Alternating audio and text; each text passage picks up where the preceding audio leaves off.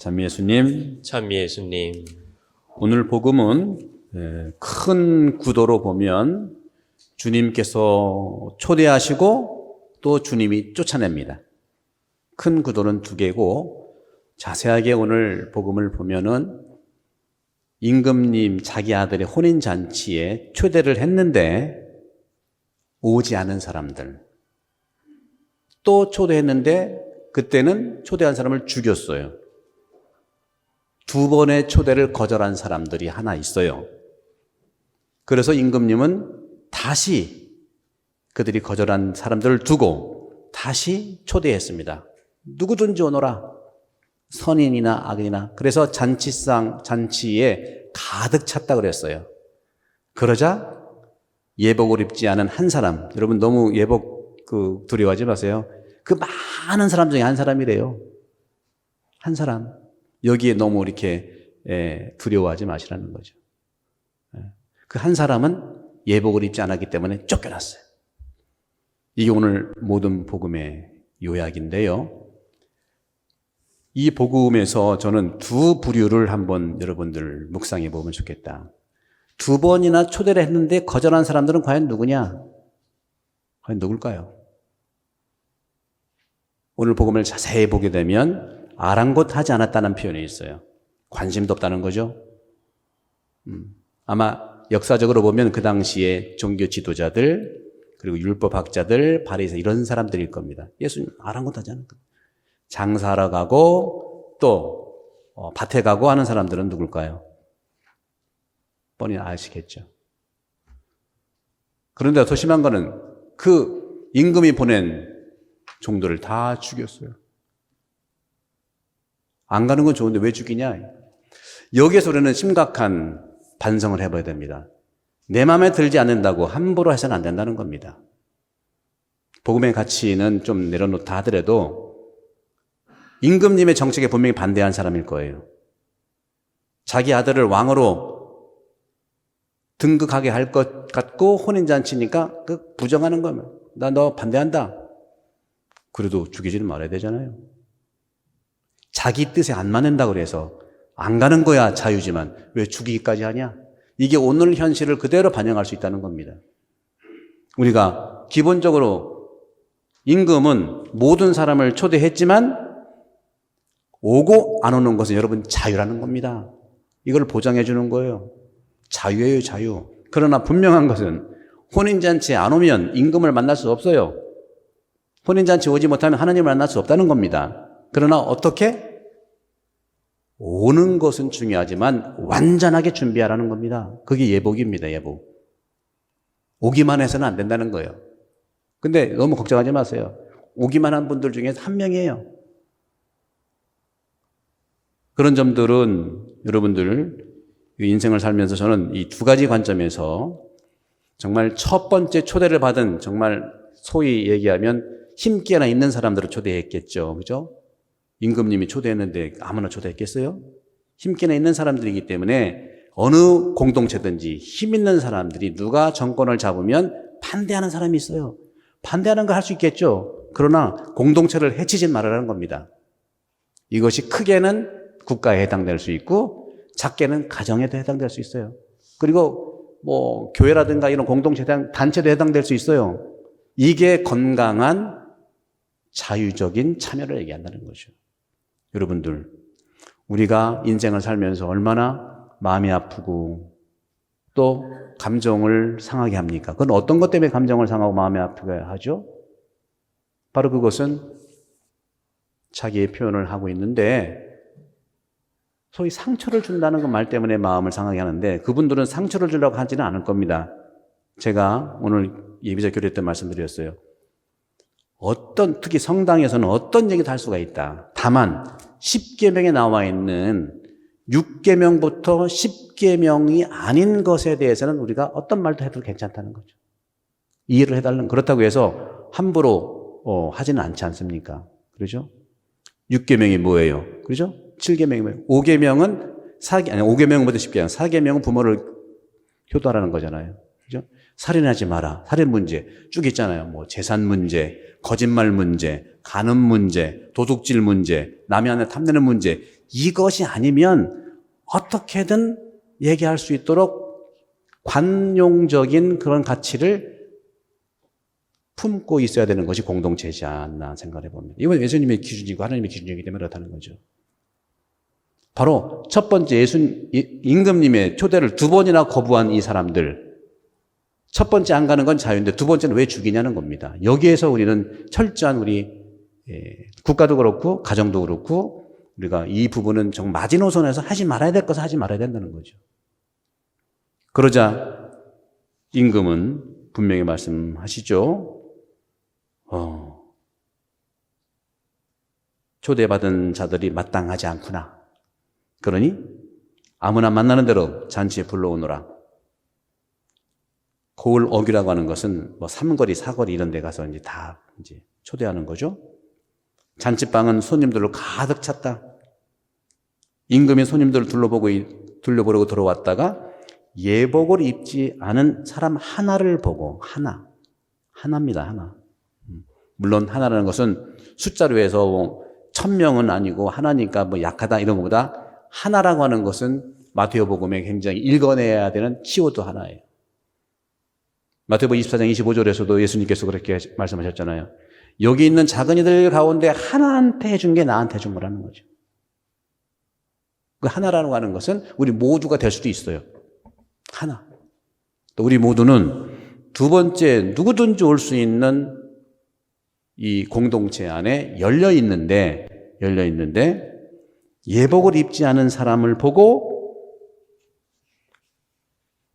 왜 들어왔냐고 물으니까 오늘 그는 아무 말도 못했다고 그랬어요. 뭐 할 말이 없죠. 그러면 여러분들이 그렇게 생각할 거예요. 아니 다 오라고 했는데 어떻게 예복 안 입었다 그러냐. 근데 우리는 이 복음 말씀을, 복음은 성경은 성경대로 읽어야 되는 거예요. 오늘 복음은 그렇게만 보면 좀 너무 야박하고, 오라고 해서 왔는데 그냥 누가 혼인잔치 줄 알았나?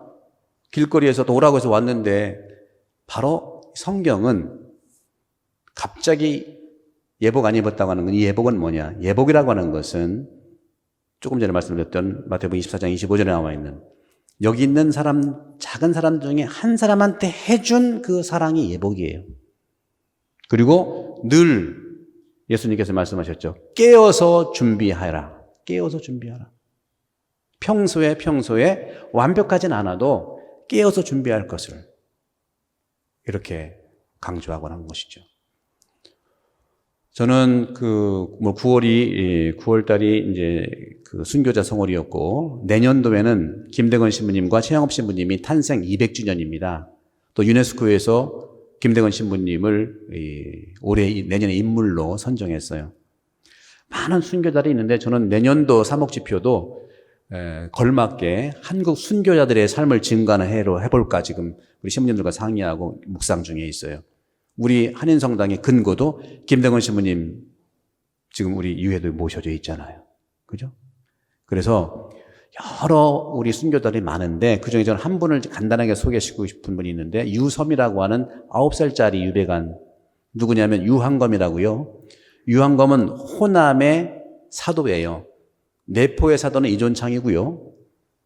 호남의 사도는 유한검인데 굉장한 부자입니다. 그 전주, 완산, 완주 이쪽 지역에서 유한검 땅 밟고 안 지나가는 사람이 없다 할 정도로 굉장히 부자인데 천주교 신자가 돼가지고 풍지박살이 났죠. 당연히 순교하고요. 그 아들들도 마찬가지, 딸이 9살짜리 이름이 유섬인데, 유섬이가 9살 때 어디로 유배 갔냐면 거제도로 유배를 갔어요. 거제도. 9살짜리예요. 어떻게 관노로. 그렇게 땅땅거리고 부자였던 그 유섬이가 9살 먹어서 그 거제도 시골에 가서 관노로 사는데, 그 당시 9살이면 성장했을 겁니다. 지금 9살이면 우리 천정성치 할 정도, 이어 3, 2 이 정도 됐겠죠. 그러면서 평생을 이 유섬이는 관노로 살면서 시집을 안 갔습니다. 참하고 열심하고 잘 사니까 여기서 저기서 이렇게 좀 혼인도 해주려고 그렇게 저희에게는 중매도 했는데 저는 가지 않습니다. 우리 아버님이 어떤 삶을 살았고 우리 어머님이 어떻게 살았는데, 그래서 항상 은장도를 품에 지니고 다니면서 고든 절개를 가지고 내가 주님을 섬기는데 주님의 초대에 내가 당당히 예복을 입어야 되는데 그 예복이라고 하는 것은 정계를 지키면서 주님의 삶을 따라 사는 것이다 해서 평생을 바느질을 하면서요. 바느질을 하면서 벌은 걸로 어려운 사람을 도우면서 69세까지 살았어요. 9살에서 60년을 살았다는 그 힘이 어디서 났겠습니까? 그 힘이 어디서 났겠어요? 유배에 왔던 그런 처절한 우리가 상처 하는데요. 그죠? 그런 상처가 어디 있겠습니까? 그런 상처로 살 수가 없는데 그 유서민은 60년을 그 거제도에서 자기 정계를 지켜가면서 바느질을 하면서 어려운 사람을 돕고 하며 살았어요. 그래서 많은 사람들이 존경을 했대요. 이 거제도에 골짜기 가면 지금도 묘가 있거든요. 이런 식으로 우리 초대교회에 많은 분들이, 근데 유서민은 그 순교자는 아니죠. 성인도 아무것도 아닙니다. 이런 삶을 산 분들이 꽤 있다는 거죠. 우리 한국 분들의, 우리 조상들이 그런 삶을 살았어요. 여러분도 그런 삶을 이곳 살면서 느꼈을 겁니다. 이게 바로 혼인 예복을 입은 겁니다. 그런 점에서 나 자신의 내 생각으로만, 내 생각이 틀리다, 내 생각과 이 어느 공동체의 지향과 다르다고 해서 함부로 하고 공동체를 파괴하는 일은 그 대죄입니다. 그러나 예복을 입지 않은 것에 대해서 예수님이 묻는 것은 다른 것이 아니라 평소에 양을 얘기하는 것이 아니라 내가 얼마나 그러한 초대의 예복을 입고 살았는가 하는 말씀을 드리고 있는 겁니다. 완전한 참여로 잔치에 들어갈 수 있도록 초대하는 것이 혼인 예복이죠. 하느님의 잔치 안에는 하는 잔치 안에 들어가는 입장만이 보장해 주는 것이 아니라 그 예복을 준비하는 것을 주님께서는 깨어 준비하라고 말씀하십니다. 하느님은 우리를 초대하셨지만 하느님은 우리의 자유를 존중해 주십니다. 저는 그런 점에서 코로나 시대가 오면서 많은 분들이 미사에 오고 싶어도 못 오는 이 부분들, 우리가 거절한 건 아니지만 못 왔잖아요. 근데 지금 이제는 새벽 미사도 거의 레스트릭션에 의해서 거의 100명 차고 10시 반 미사는 거의 또 100명 차고요. 이런 우리 교우분들의 혼인잔치에 참여하고 싶은 마음이 얼마나 클까를 저는 늘 느끼고 있는 거예요. 그러면서 여러분들, 우리 한인성당은 정말 전 시드니에서 오기 때문에 안전이 최고고요. 그리고 봉사자들도 최선을 다하고 있어요. 좀 일찍 오셔서 우리가 서로 이러한 아름다운 우리 혼인 예복을 입을 수 있도록. 혼인 예복은 딴 게 아니라 서로가 배려하는 사랑이지 않습니까? 그런 점에서 혼인 잔치에 오는 모든 분들을 위해서 우리가 서로의 예복을 입으면서 주님을 찬송할 수 있으면 좋겠습니다. 또 전례력으로 한 달 반 정도 되면 새로운 나해가 시작됩니다. 지금은 우리가 지난 세월들을 숙고하면서 새로운 혼인잔치를 준비하는, 새날을 준비하는 시간이라고 생각합니다.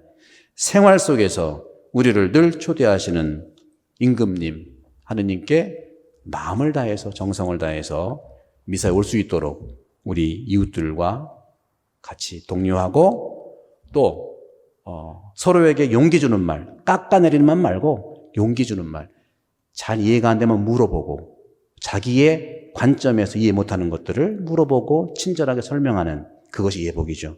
그런 점에서 여러분들, 이 한인성당의 이곳은 늘 주님께 초대하시는 혼인잔치입니다. 고 위험군에 계신 분들을 막 오라는 것이 아니에요. 안전을 스스로 지키시면서 정말 올 수 있는 분들을 초대하는 것, 그리고 안전을 우리가 지키는 것, 이것이 오늘 혼인잔치에서 주님께서 우리에게 바라시는 점이라고 말씀드리고 싶습니다.